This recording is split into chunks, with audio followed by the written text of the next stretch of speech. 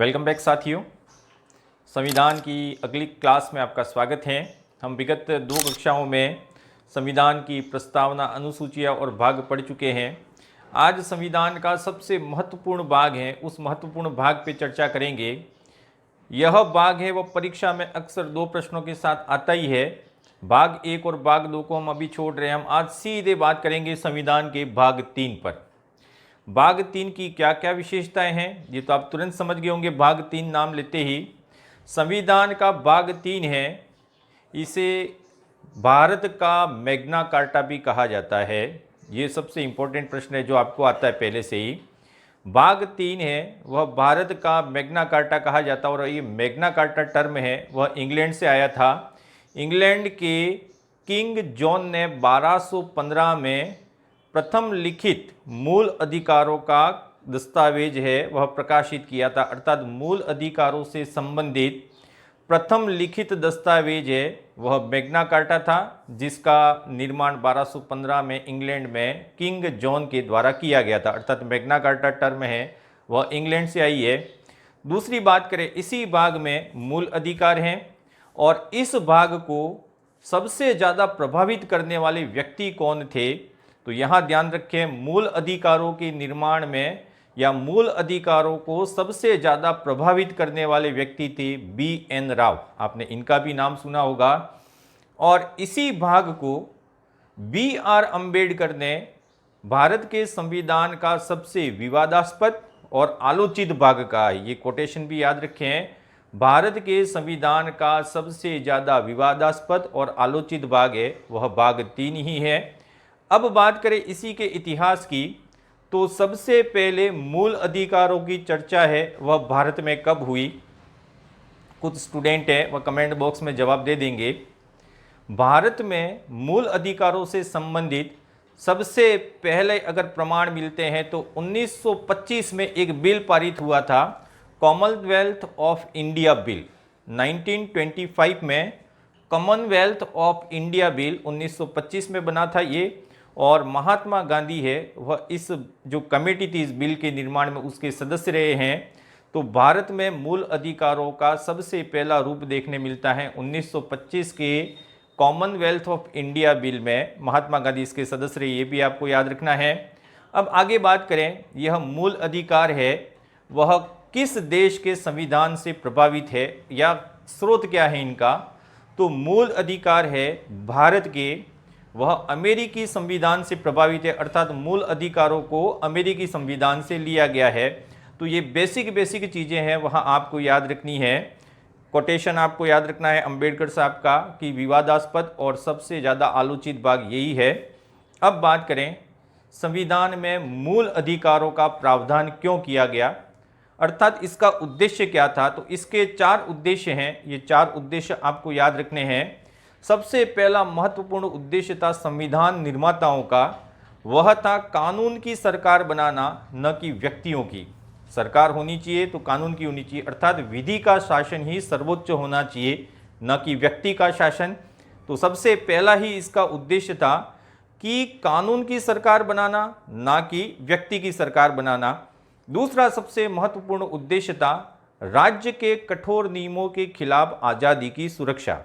अगर राज्य कोई कठोर नियम बनाता है और आपके अधिकार है वह कहीं न कहीं संकुचित होते हैं, तो इसके लिए मूल अधिकारों का प्रावधान किया गया था। तो 2 उद्देश्य ये हो गए। तीसरा है राज्य की तानाशाही को मर्यादित करना, अर्थात राज्य है वह अपने मनमाने ढंग से कोई भी है निर्णय नहीं ले सकता, तो राज्य की तानाशाही को मर्यादित करना, ये भी इसका एक उद्देश्य था। और चौथा था किसी भी भारतीय व्यक्ति का चहुमुखी विकास करना। चहुमुखी विकास में 4 चीज़ें संविधान निर्माताओं ने बताई थी, इसलिए इनको मूल अधिकार कहा गया। मूल शब्द का मतलब है व्यक्ति का चहुमुखी विकास करना।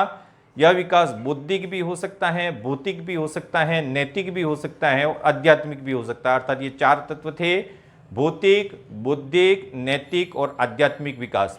तो ये 4 ऐसे तथ्य थे जिनके कारण ही भारत के संविधान में मूल अधिकारों को स्थान दिया गया है।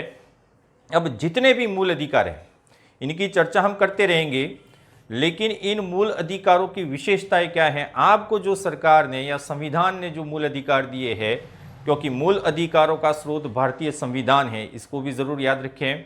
यह जो संविधान द्वारा प्रदत्त मूल अधिकार है उनकी क्या क्या विशेषता हैं, अर्थात आप क्या क्या इन अधिकारों के साथ कर सकते हैं, उसकी बात करेंगे। तो सबसे पहला है कि यह भारत के सभी नागरिकों को प्राप्त है और व्यक्तियों को भी प्राप्त है। यहाँ नागरिक का शब्द है भारत के नागरिक, और व्यक्तियों का मतलब है चाहे विदेशी हो तो भी उनको कुछ अधिकार प्राप्त है, लेकिन शत्रु देश को छोड़कर।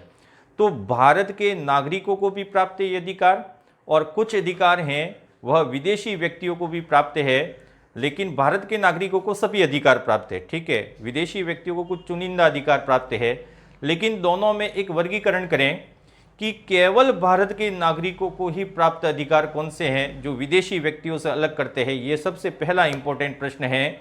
भारत के नागरिकों को प्राप्त अधिकार, इसको याद रखना है, अनुच्छेद 15, अनुच्छेद 16, अनुच्छेद 19, अनुच्छेद 29 और अनुच्छेद 23। ये जितने भी मूल अधिकार है इनका उपयोग केवल भारत के नागरिक ही कर सकते हैं, अर्थात जिन्होंने भारत की नागरिकता ली है।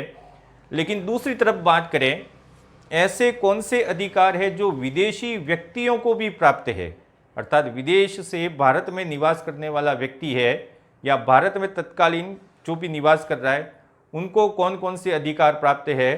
तो भारत सरकार है, उसका हृदय बहुत उदार है, बहुत सारे अधिकार है वह इनको भी प्राप्त है, लेकिन केवल विदेशी व्यक्तियों को कौन कौन से अधिकार प्राप्त है उनकी बात करें तो अनुच्छेद 14, 20, 21, 21A, 22, 23, 24, 25, 26, 27 और 28 ये अनुच्छेद है। इसके तहत जितने भी अधिकार है वह विदेशी व्यक्तियों को भी प्राप्त है। तो संविधान में जो मूल अधिकार है उसकी पहली विशेषता ये हो गई कि नागरिकों को भी प्राप्त हैं और व्यक्तियों को भी प्राप्त हैं। नागरिक शब्द और व्यक्ति शब्द दोनों का अर्थ अलग अलग है। अगली बात करें कि क्या ये मूल अधिकार है वो असीमित है, अर्थात आप मर्जी हो इतना उपयोग कीजिए, तो नहीं। मूल अधिकार है वह सीमित है लेकिन वाद योग्य है, अर्थात अगर सरकार चाहे तो इसमें युक्ति युक्त प्रतिबंध लगा सकती है, अर्थात आपके मूल अधिकारों को संसद है वह सीमित कर सकती है, लेकिन इसकी उचित कारण की व्याख्या करने का श्रेय केवल न्यायालय को है। ये भी ध्यान रखें, अर्थात ये सीमित तो है लेकिन वाद योग्य भी है। सरकार जब भी चाहे प्रतिबंध लगा सकती है, लेकिन न्यायालय है वह इसके युक्ति युक्त होने का प्रावधान कर सकता है, अर्थात युक्ति युक्त होने की व्याख्या केवल न्यायालय द्वारा की जा सकती है। तो ये संविधान में प्रदत्त मूल अधिकारों का दूसरी विशेषता हो गई। तीसरी विशेषता बात करें, यह स्थायी है या अस्थायी है। तो यहाँ भी ध्यान देने योग्य बात है कि मूल अधिकार स्थायी नहीं है। स्थायी नहीं है इसका मतलब क्या है, तो स्थायी नहीं है अर्थात इसमें संसद जब भी चाहे कटौती कर सकती है, लेकिन कटौती करने के लिए संविधान संशोधन अधिनियम ही इसका एक उपाय है। साधारण संशोधन से इसमें परिवर्तन नहीं किया जा सकता, कटौती नहीं की जा सकती। तो मूल अधिकार है वह स्थायी नहीं है, संसद जब भी चाहे इसमें परिवर्तन कर सकती है, लेकिन किसके माध्यम से, संविधान संशोधन अधिनियम के माध्यम से ही इसका कटौती कर सकती है। अब अगली बात करें, क्या ये न्यायोचित है, अर्थात क्या इसके लिए न्यायालय में जाया जा सकता है। तो पहले ही कह चुके हैं कि यह वाद योग्य है, अर्थात यह न्यायोचित है और इसमें व्यक्ति सीधा सर्वोच्च न्यायालय जा सकता है अगर उसके अधिकारों का उल्लंघन होता है। तो ये भी आप याद रखें, वाद योग्य भी है और न्यायोचित भी है। अगली बात करें, राष्ट्रीय आपदा के समय इन्हें निलंबित किया जा सकता है। इस विशेषता में परीक्षा में कुछ प्रश्न पूछे जा सकते हैं। राष्ट्रीय आपदा की बात करें तो राष्ट्रीय आपदा के समय इसे निलंबित किया जा सकता है, लेकिन दो मूल अधिकार ऐसे हैं, अर्थात दो अनुच्छेद ऐसे हैं जिन्हें निलंबित नहीं किया जा सकता। वो है अनुच्छेद 20 एवं 21। किसी भी परिस्थिति में अनुच्छेद 20 एवं 21 है वह निलंबित नहीं हो सकते, इसको ध्यान रखें। अब बात करें अनुच्छेद 19। अनुच्छेद 19 में 6 प्रकार के अधिकार दिए हुए हैं। यह 6 प्रकार के अधिकार है। 19 में यह केवल युद्ध के समय या विदेशी आक्रमण के समय ही निलंबित किए जा सकते हैं, सशस्त्र विद्रोह में नहीं। तो ये इंपॉर्टेंट लाइन याद रखें, 20 और 21 कभी भी निलंबित नहीं किए जा सकते हैं, लेकिन युद्ध या विदेशी आक्रमण के समय अनुच्छेद 19 भी निलंबित किया जा सकता है, लेकिन सशस्त्र विद्रोह के समय इसका प्रतिबंध नहीं किया जा सकता, इसे प्रतिबंधित नहीं किया जा सकता है। अगली बात करें, जहां भी सैन्य शासन लगा हो, आपने आपसपा का नाम सुना होगा, कश्मीर, असम, वहां पे ये लगता ही रहता है। जहां पे सैन्य शासन अर्थात मार्शल लॉ लगा है, वहां पे संसद है वह मूल अधिकारों के क्रियान्वयन पर रोक लगा सकती है। तो संविधान में प्रदत्त मूल अधिकार है, इनकी कुछ विशेषताएं आपने पढ़ ली। अब सीधे बात करते हैं, संविधान में कितने अनुच्छेद हैं जो मूल अधिकारों की व्याख्या करते हैं। तो अक्सर आपने बहुत सारे वीडियो देखे होंगे, 10 मिनट में मूल अधिकार, 5 मिनट में मूल अधिकार, किसी ने तो 2 मिनट का भी वीडियो बनाया है। तो ये ना काफ़ी होगा। अगर आप किसी परीक्षा की गहन तैयारी करते हैं तो आप हर अनुच्छेद को ध्यान से पढ़ें। अनुच्छेद 12 से लगाकर अनुच्छेद 35 है वो भाग 3 में सम्मिलित हैं, और भाग 3 है वो मूल अधिकारों से संबंधित है। तो मूल अधिकारों से संबंधित अनुच्छेद कितने हो गए? अनुच्छेद 12 से लगाकर 35 तक ये मूल अधिकार से संबंधित अनुच्छेद हैं। अब अधिकार तो है अनुच्छेद 14 से 35 तक, तो 12 और 13 अनुच्छेदों किस काम के, क्या पढ़ने चाहिए? तो बिल्कुल पढ़ने चाहिए। सबसे पहला आता है अनुच्छेद 12, ये भी इंपॉर्टेंट उतना ही है जितने 14 से लगाकर 35 है। अनुच्छेद 12 क्या कहता है, इसको समझ लें। अनुच्छेद 12 है वह राज्य की परिभाषा बताता है। जहां पे भी राज्य ऐसा करेगा, राज्य ऐसा नहीं करेगा, तो भाई राज्य कौन है, राज्य को डिफाइन करने का काम अनुच्छेद 12 करता है, ये आपको ध्यान रखना है। अनुच्छेद 12 में राज्य की परिभाषा बताई गई है। तो राज्य कौन होगा?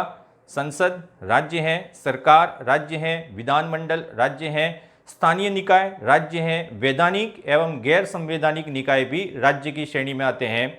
आपने कुछ महीनों पहले एक विवाद सुना होगा बीसीसीआई का। तो सर्वोच्च न्यायालय ने ये निर्णय दिया था कि आप वैधानिक निकाय हैं, कहीं न कहीं सरकार से मान्यता प्राप्त है, जैसे कि ओएनजीसी एक वैधानिक निकाय है, वह भी राज्य की श्रेणी में आएगा। दूसरा है एलआईसी, राज्य की श्रेणी में आएगा। सेल राज्य की श्रेणी में आएगा, एसएआईएल। और बीसीसीआई जो आपका पसंदीदा है वह भी राज्य की श्रेणी में आएगा, अर्थात यह राज्य की परिभाषा के अंतर्गत सम्मिलित किए गए। तो अनुच्छेद 12 है वह राज्य की परिभाषा देता है। अनुच्छेद 13 अगला, अनुच्छेद 13 है वह संविधान का सबसे महत्वपूर्ण अनुच्छेद माना गया है, इसको ध्यान रखें। बाबा साहब अंबेडकर ने किसी को और कुछ अलग कहा है, उन्होंने संविधान की आत्मा है वह किसी और अनुच्छेद को कहा है, प्रस्तावना को संविधान की आत्मा किसी और व्यक्ति ने कहा है। लेकिन एक जनरल क्वेश्चन है कि भारतीय संविधान का सबसे महत्वपूर्ण अनुच्छेद कौन सा है, अगर इतना ही पूछा जाए तो आपका उत्तर होना चाहिए अनुच्छेद 13। अनुच्छेद 13 है वह सबसे महत्वपूर्ण अनुच्छेद है।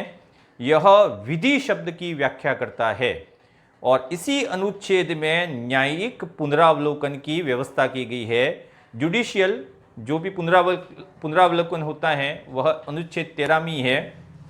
अब बात करें इस अनुच्छेद 13 में सबसे महत्वपूर्ण लाइन क्या है, तो यहाँ पे एक व्यवस्था की गई है कि मूल अधिकारों का उल्लंघन करने वाली विधि है उसको कभी भी शून्य घोषित किया जा सकता है। अर्थात संविधान के मूल ढांचे से अगर कोई विपरीत परिस्थितियों में संशोधन किया गया तो उसे शून्य घोषित किया जा सकता है। और ये लिखा हुआ है अनुच्छेद 32 जो सुप्रीम कोर्ट से संबंधित है, और एक है न्यायिक पुनरावलोकन की शक्ति है वह सर्वोच्च न्यायालय और उच्च न्यायालय दोनों के पास है। सर्वोच्च न्यायालय किस अनुच्छेद में लिखा हुआ है? 32 में लिखा हुआ है। और उच्च न्यायालय की बात करें तो अनुच्छेद 226 में ये न्यायिक पुनरावलोकन की शक्तियां निहित है। तो 32 और 226 दोनों ही आपको याद रखने हैं। अब बात करें मूल अधिकार। अभी तो हमने इतिहास की बात कर ली, विशेषताओं की बात कर ली। अब आप सोच रहे थे वो पॉइंट अभी से स्टार्ट हो रहा है, सीधा इस टॉपिक पे आप आना चाहते थे, हमें भी पता है, लेकिन थोड़ा देरी रख के एक एक चीज़ को ध्यान से पढ़ेंगे। आज हम केवल मूल अधिकार कितने उसकी व्याख्या करेंगे। भारतीय संविधान के भाग 3 में अनुच्छेद 14 से 35 तक मूल अधिकारों का प्रावधान है। 12, 13 है वह और इसमें ही शामिल है, लेकिन मूल अधिकार इसमें नहीं है। मूल अधिकार 14 से 35 तक ही है। मूल संविधान में अधिकार है वह 7 थे, लेकिन एक अधिकार को निरस्त करके अब संख्या रहेगी ये 6। तो 7 पहले थे, वर्तमान में कितने हैं? 6 है। कौन कौन से मूल अधिकार कौन कौन से अनुच्छेद में सम्मिलित हैं? तो आपको क्रमानुसार याद रखना है। पहला अधिकारी आता है समता का अधिकार, दूसरा आता है स्वतंत्रता का अधिकार, तीसरा आता है शोषण के विरुद्ध अधिकार, चौथा आता है धार्मिक स्वतंत्रता का अधिकार, पांचवा आता है संस्कृति एवं शिक्षा का अधिकार, छठा आता है संपत्ति का अधिकार और सातवां अधिकार था उस समय संवैधानिक उपचारों का अधिकार। इन सब में से एक अधिकार है वह हटा दिया गया है, वह है संपत्ति का अधिकार। इसको भी आपको याद रखना है। संपत्ति का अधिकार है वह 44वें संविधान संशोधन 1978 में इसे हटाकर वर्तमान में संविधान के भाग 12 के अनुच्छेद 300 क में इसे सम्मिलित कर दिया गया है। अर्थात यह मूल अधिकार नहीं रहा, अब केवल कानूनी अधिकार रहा है। अब बात करें कितने बचे, तो वर्तमान में संविधान में केवल 6 ही मूल अधिकार है। अब 6 जो बचे वो इतने ही है। इनके अनुच्छेद कितने हैं वो भी याद रखें। तो इनका एक सही पैटर्न है 5, 4, 2, 4, 2, 4, 2 और 4। ठीक है, इस प्रकार से आपको याद रखना है। सबसे पहले ही बात करें वह अधिकार हो गया समता का अधिकार। समता का अधिकार कहाँ से कहाँ तक है, तो अनुच्छेद 14 से 18। अनुच्छेद 14 से 18 यानी कि 14, 15, 16, 17, 18 कुल मिला के 5 अधिकारों का वर्णन इसमें किया गया है। दूसरे नंबर पर आता है स्वतंत्रता का अधिकार। स्वतंत्रता के अधिकार में अनुच्छेद 19 से 22 है। 19, 20, 21 और 22 अर्थात 4 अनुच्छेद हैं। पहले में 5, फिर 4, अब आपको 2, फिर 4, फिर 2 और फिर 4, इस प्रकार से याद रखने हैं। तो तीसरे नंबर पे आते हैं शोषण के विरुद्ध अधिकार। शोषण के विरुद्ध अधिकार है वह अनुच्छेद 23 एवं 24, 2 ही अनुच्छेद है इसमें। तो 5, 4, अब 2 हुए। इसके बाद आता है धार्मिक स्वतंत्रता का अधिकार। अनुच्छेद 25, 26, 27, 28 अर्थात कुल मिला के 4 अनुच्छेद है इसमें। संस्कृति एवं शिक्षा का अधिकार, इसमें 2 अनुच्छेद हैं, 29 और 30। ठीक है। इसके बाद आता था संपत्ति का अधिकार अनुच्छेद 31 में, लेकिन इसे समाप्त कर दिया गया है। और लास्ट अधिकार है वह है संवैधानिक उपचारों का अधिकार। यह संवैधानिक उपचारों का अधिकार है वह अनुच्छेद 32 से लगाकर 35 तक में सम्मिलित है, अर्थात 4 अनुच्छेद है। तो आपको याद रखने हैं 5, 4, 2, 4, 2, 1 था निरस्त हो गया और लास्ट में कितने हैं? 4 है। अब ये जितने भी अधिकार हैं वो छोटे मोटे अधिकार नहीं हैं। आपने अनुच्छेद याद कर लिए, परीक्षा में चले गए, आपने कहा हमारा तो सर एक आध प्रश्न गलत हो गया, तो इन अनुच्छेद के अंदर भी बहुत सारी गहराई है। इन सभी का गहराई से वर्णन करेंगे कल की क्लास में, यानी कि अगली क्लास में। तब तक पढ़ते रहिए, कीप स्माइलिंग।